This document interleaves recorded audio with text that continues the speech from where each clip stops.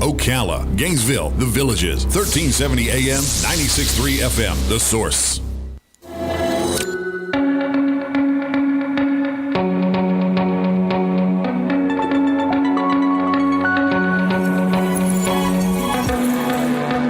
All right, 20 minutes after 10 o'clock. Thank you for tuning in.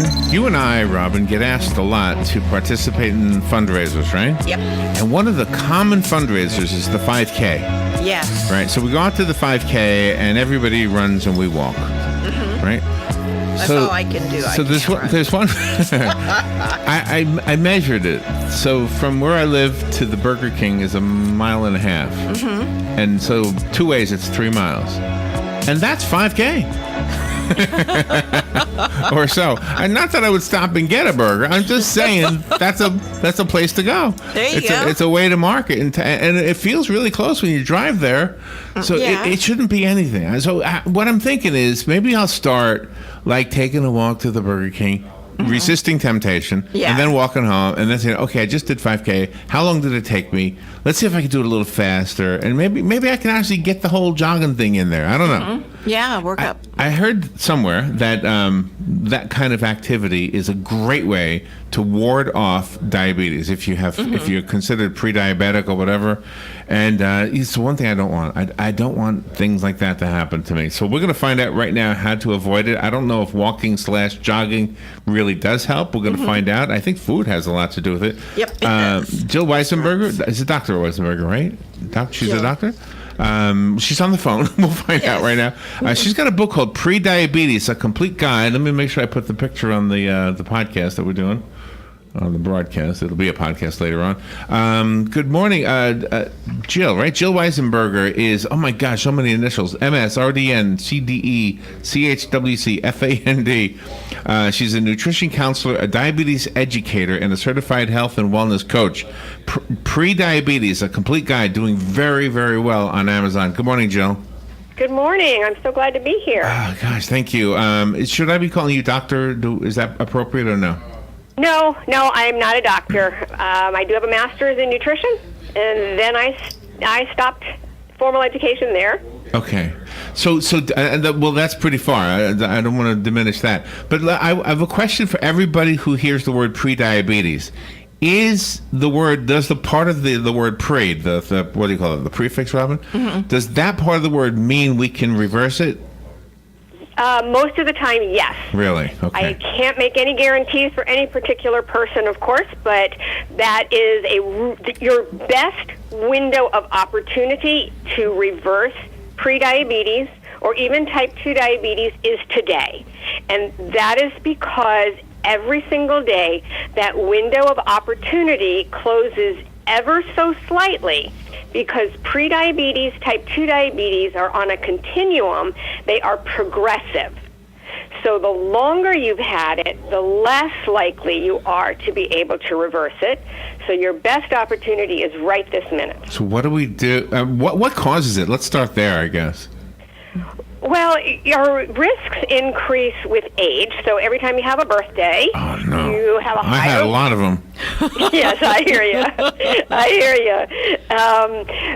And also certain ethnic groups are more likely to have it. So I want to point out that genetics is really important here.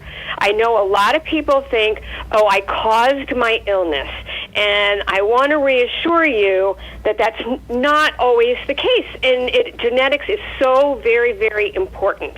And when we talk about prediabetes being lifestyle related, I like to put the emphasis on lifestyle solutions as opposed to lifestyle causes. But very briefly, I will tell you that risks increases when we are overweight, when we are not walking and running and working toward a 5K. Okay. So when we're inactive, overweight, unhealthful diet, and additionally, the one that surprises people is poor sleep. So, yeah, I hear you. Oh my God, I'm dead.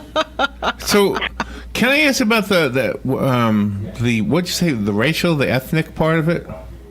Right. So African Americans, Asian Americans, Latino, Hispanic, Pacific Islanders. But I mean, is it genetic or is it cultural? In other words, do the food that the white guy eats is different than the food? And I know that's not across the board, and it's probably even racist to even say that, I guess. But I mean, my real question is it cultural or is it actually genetic? Well, we do know that genetics is very important. We absolutely do know that genetics plays a part. But families do tend to eat similarly, and neighbors often will eat similarly, and friends and people who go to the same church or people who work in the same offices often share a lot of the same habits, lifestyle habits. So there is going to be some cultural aspect as well.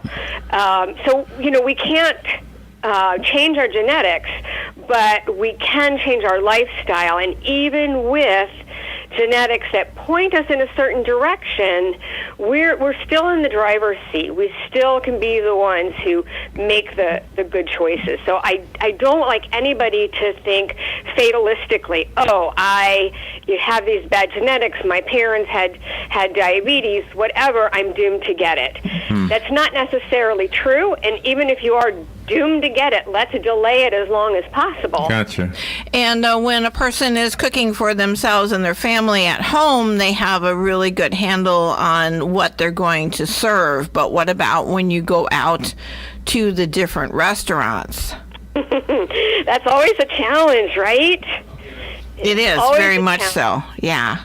And I do work a lot with patients who either eat out a lot because it's something that they like, or they eat out a lot because it's just part of their work culture or their lifestyle in some other way.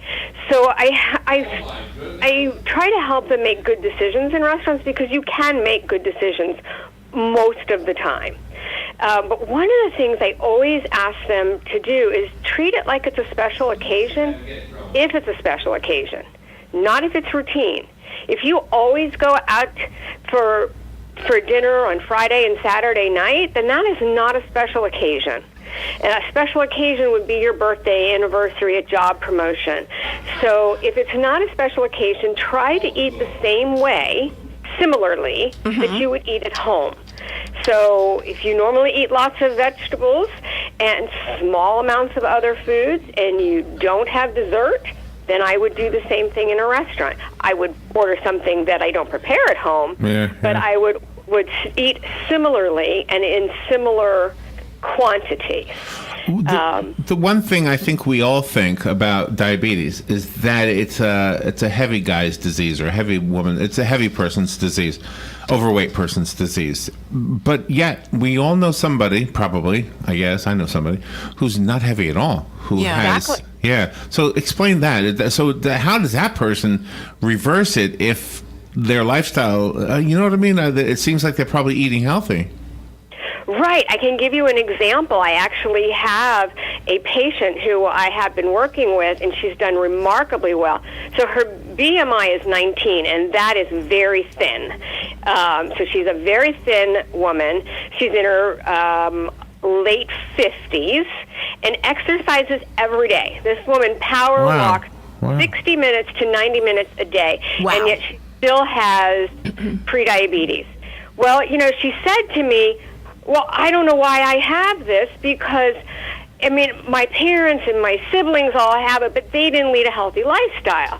So that was my entry into talking about genetics. You cannot change that. She has the genes for it, but she can still do something about it. And what we did with her is fortunately, she was a healthy eater, so I didn't have to ask her to eat things she hated. But what I had her do is use the list of foods that's in the book, in PreDiabetes, A Complete Guide. There is a list of 14 foods that either appear to help with insulin resistance, or they are known to help with insulin resistance, and that's a hallmark of diabetes. And so I just asked her to include those more often. So she ate more oats, more barley, more lentils, more beans, more berries, and more yogurt, as well as some other foods that are in there. And it worked? And it worked. Wow. She went from an A1C of 6.2, which is kind of mid to upper range of the prediabetes range, all the way down, so she wasn't even in the prediabetes range anymore. Wow. And so that information would also apply to the obese person who's who's adding walking and adding the healthy stuff, but to add the oats and the barley and the yogurt, things like what you just said, right? Yes. Now, there's one other thing I asked this lady to do that she eventually did, but she actually reversed this prediabetes without doing this, is I asked her to cut off some of her walking time and add strength training. And the reason is because muscle, we want to build muscle because muscle is a reservoir for blood sugar. So it's like a storage bucket for blood sugar after eating. So if you don't have much muscle, you don't have much place for the blood sugar to go. But the more muscle you have, the more storage area you have. Oh, wow. So she eventually did do that, but not before we saw that great reversal in her A1C level, which is an indication of prediabetes. Wow. Nice. You are doing very well on Amazon with the book. The book, again, is called PreDiabetes, A Complete Guide, Your Lifestyle Reset to Stop Prediabetes and Other Chronic Illnesses. And we didn't even get into the other chronic illnesses. The book is written by our guest, Jill Weisenberger. Let's see. I just wanted to tell the audience the numbers here. You're number 6 right now. The book is in the category of blood type diets, and number 8 in the category of type 2 diabetes. So that's a huge area, by the way. Lots and lots of authors have books in that category, and to be number 8 is pretty impressive. Do you have a website you want to direct us to? I do, and thank you for your kind words. It is my name, JillWeisenberger.com. So if you can get through Weisenberger, you can find me. All right. It's WEI. Yeah, Excellent. There you go. And for the listeners, I don't think we have the book, do we? No, we do not. No, we don't have the book.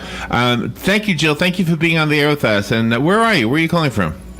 I am calling you from Hampton Roads, Virginia, the Newport News area, but I'm actually from your area. I grew up in Ormond Beach, right near Daytona Beach, and I'm a 2-time Gator.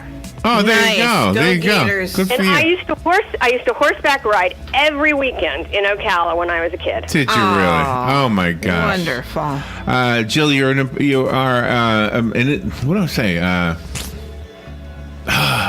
What's the word I'm looking for here? An inspiration. An inspiration to all of us. Thank you, Jill. Oh my God. Thank Just you. dropped that word for some reason. All right, we'll be right back.